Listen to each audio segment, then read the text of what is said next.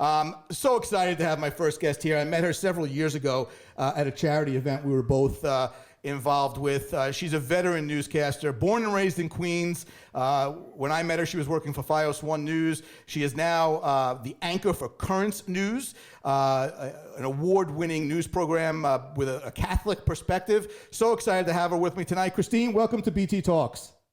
Brad, so good to be here. Thanks for having me. Listen, it is my pleasure. We had a little technical. We always seem to have some technical difficulties on the show. It happens. Yeah, it does happen. I'm sure you could relate. We were off the air for the first 6 minutes of the show, so that some might argue that was the best 6 minutes of the show. But you're going to change that right here. I feel it. First of all, how are you? It's been a while since you and I have spoken. I know, COVID canceled everything, right? We see each other every year, and then it just stopped, all these fundraisers and everything. But I'm hanging in. Thank God everybody's healthy, so I can't complain. That is so great, so great. And you have been a fixture on local New York news for many, many years. I won't say how many, but you started at back News 12, Fox 5, My 9, and then of course, as I mentioned, you were an anchor at FiOS 1 for quite some time, and now you have a new gig, and I wanted to talk to you a little bit about that. Talk to me about Currents News, and it's got to be a little bit different, right? It's got a more of a Catholic slant to it, but it's still you doing what you love to do. It is, it's very different. I'm so fortunate that this came into my life because, as you said, before I even was in the city, I was traveling upstate to be in the news business, in the TV news business. I had to start at a small little town. So I started in Elmira, New York. I was making $7 an hour, and I think when I was at my highest point in Elmira as the main anchor and executive producer of the newscast, it was an ABC affiliate, I made $9 an hour. Wow.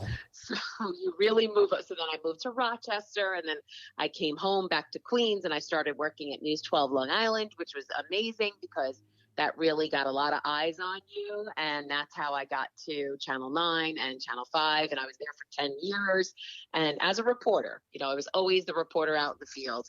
And then FiOS 1 started. And they really, when I went to them, they really expanded. And they did, the Long Island newscast, the New Jersey newscast, the Hudson Valley newscast. And I was a morning anchor. And it was great. The hours were a little tough. It was 2 a.m. to 10 a.m. But it was great, and I was anchoring, and I loved it. And then, unfortunately, they shut down. So the news operation shut down, and I said, you know what? Maybe it's a sign. I'm like, maybe I need to get out of the news business. I'm like, let me do something else. What's my next chapter, And I had been doing a little adjunct teaching at different colleges. I worked at LIU Post, and I worked at Rockland Community College, and that wasn't working out. There was no full time. And then this kind of fell in my lap. And as you said, I grew up in Queens. I went to Catholic school my entire life. And so I went here, and, it was a blessing. It really was, because we're doing serious news. We are covering the biggest stories in the city, but we also concentrate a lot on national and international news. So it's no longer just local. And, we say it's from a Catholic perspective, but everybody can relate. I mean, it's about, humanity. It's about, people who are in a tough situation, whenever there's an earthquake or, a hurricane and people are in need, we kind of do the story, and then we do, how can you help? What can you do to help these people? And it's kind of nice, if like, this is where I am at the point in my career where I was thinking of getting out. Now I'm doing still what I loved, but also like kind of the human part of news, like how everybody could come together and unite and help people and pray for people. And so it's been really nice. So yeah, and I'm sure it makes it even more meaningful, right? Because you, like you said, you're still reporting on. You did a story the other day, which was on all the national newscasts, and you did a great job with it. It was the letter that was found in Pittsburgh that was sent in World War II. Is that the best? Great story. Tell our listeners if they missed it about that story, because that was such a great story. Well, this was a guy who was in, you just said, in World War II. He was a soldier in World War II. I don't remember his exact age, but maybe he was like 19 years old, and he was writing a letter to his mom. He had always promised that he would write her all the time, so he wrote letters to his mom. This one particular letter never made it to his mother. And so here we are, fast forward decades. The letter gets delivered to his widow. So he had just passed away maybe 5-6 years ago. The widow gets this letter and she's like, what is this? And she opens the letter. It was her husband writing to his mother, and it was very funny. She's reading the letter and she's like, hi, Mom, just wanted to say hello. Hope everything's well. Things are good here. The food's kind of lousy, like just ordinary things you would tell your mother or complain to your mother about. And nobody knows what happened to this letter, why it was lost for so many years. But the post office actually said that they found this letter and they made it their mission to figure out who does this letter belong to. And this is very meaningful to your family and your history. And we wanted to give it to you. And the woman, the wife of this soldier was like, I felt like seeing his handwriting and reading what he wrote, I felt like he was with me again. Oh my goodness. I almost like cried, like as a news person, you're supposed to be very, objective and, keep your cool and all that. And you can't sometimes, things affect you. And this was, and we find, our producers find these stories all over the country and the world that really tear at your heartstrings. It's just amazing. And like how wonderful for this woman to find this piece of her husband after so many years, So yeah, that was a terrific story. I love those stories. Yeah, me too. And I think the reason that one was so relatable is I think we all kind of would wish that would happen to us, right? It's like, is there a letter somewhere in a Port Jervis post office that my grandparents' father, it's absolutely right. I mean, to feel that and to have that connection with your, departed loved one. I mean, that's amazing. Exactly. You mentioned the human interest angle, for what you do. How much, as an anchor now, and you're not a reporter for the most part going out to carry. How much do you really kind of have the opportunity to get involved with the stories? As far as, I mean, it's one thing to read the copy that you've written, right. but I know you well enough to know that these are stories that a lot of them, like the one we just talked about, and so many others that really touch you. Talk about the fact that you're dealing with a community, and it's a community that you're very close with. Yeah, it's amazing. You know what? I've had the opportunity also with this station where even though I am the anchor and I sit at the desk and read the news, I do get to be involved a lot more. I am writing a lot of the stories. I'm pitching stories, and now I have actually my own little series that we're just starting and we're excited about. And my boss had said to me, Christine, we want to get you out in the community. Like, people should see you. You should be doing stuff and being involved.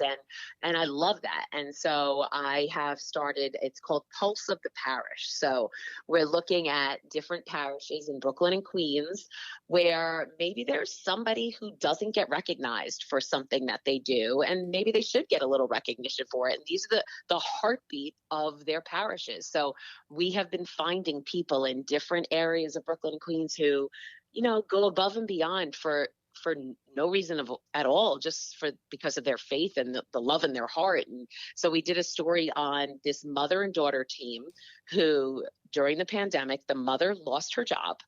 And so it was just the two of them. So here they're struggling. The girl's a student in St. John's University, and here they have to struggle to pay the bills. And what are they doing?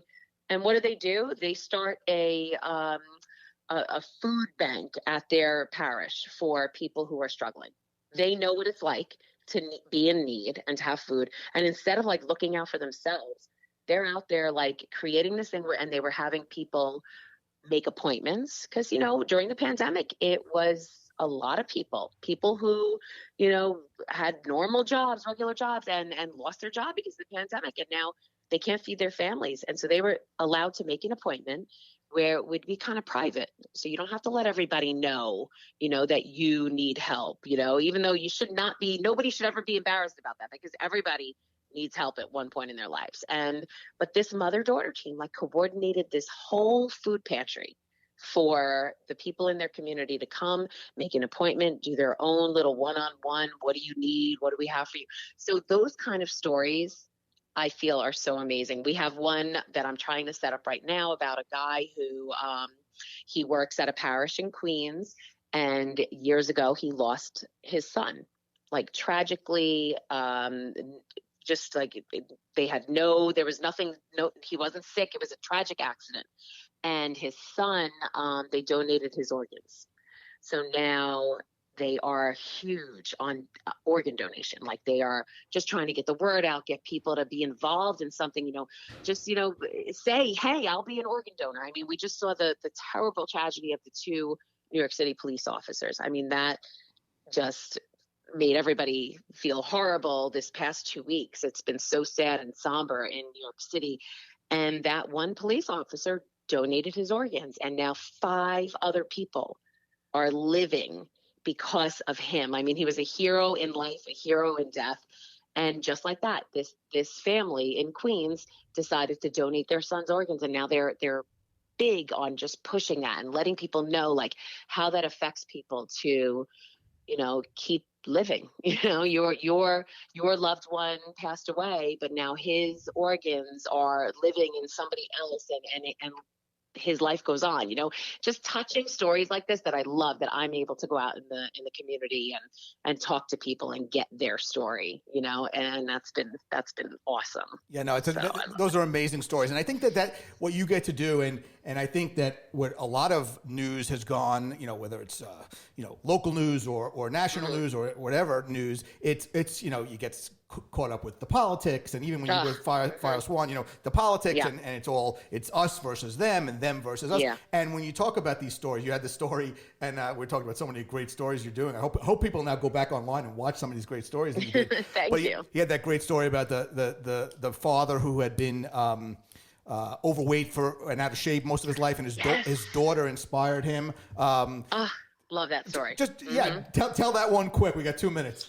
So, okay, this guy, he calls himself, he was Fat Lolly. That's what he called himself, because his name is Anthony Lolly. And he's a guy born and raised in Brooklyn and just was always overweight, like just struggled with his weight his whole life. And you know what? The man was successful in everything he did. He was like a real estate mogul, made so much money, found love, had a family, like just successful in everything. He could not lose weight, couldn't do anything to lose weight. And then one day his daughter, I think she was maybe 2 or 3 at the time, was like, Daddy, you're fat. I don't want you to die. And he was like, what? How does my, 3-year-old daughter think about that? Like, she's worried that I'm going to die and I won't be here for her. So that changed his life. And he went on this whole body transformation. And, he was fortunate. He had the means. He, sold his real estate company, and he just every day worked out and ate right and did what he had to do. And now he has his own company, Total Body Transformation. And he is helping other people. And I said that to him. I'm like, well, you had a lot of money. Nobody could quit their job to lose weight, Right. And he's like, no, but you don't have to. And he works. He's got all these trainers that work with people, and they help people. And he's like, you know what? And he's Catholic. And he said, maybe that was God's plan for him. So through him, he's able to save other people, because he feels like his daughter saved his life because he was obese. And who knows if he kept going on that path, and he didn't, and he turned his life around, and now he's helping other people. And I just love those stories. Yeah, that was my friend Frank Zapola came to me, and he's like, I've got this guy. And I was like, I love it. And he's a Brooklyn guy, and he's Catholic, and it was just wonderful. And he had a good message. So, you know what? And the new year, everybody needs to lose a little weight, right? I can never keep my New Year's resolutions. I don't know about you, but. Well, yeah, I can relate to not losing weight, although I'm pretty sure that wasn't your New Year's resolution. Having met you, I don't think you have to worry about that at all. Oh, yeah, it is, but whatever. Thank you, though. Christine, it's always this pleasure. We could talk all night, but I really appreciate you taking a few minutes. Hopefully, you and I can get back out on the trail of supporting organizations like you do so well. Until then, please continue doing everything you're doing to spread all of the good news throughout Brooklyn, Queens, all of New York City, whether it's Catholic related or not. And thank you so much for being a part of BT Talks tonight. Brett, thank you so much for having me. This was so fun. Absolutely. Take care, Christine.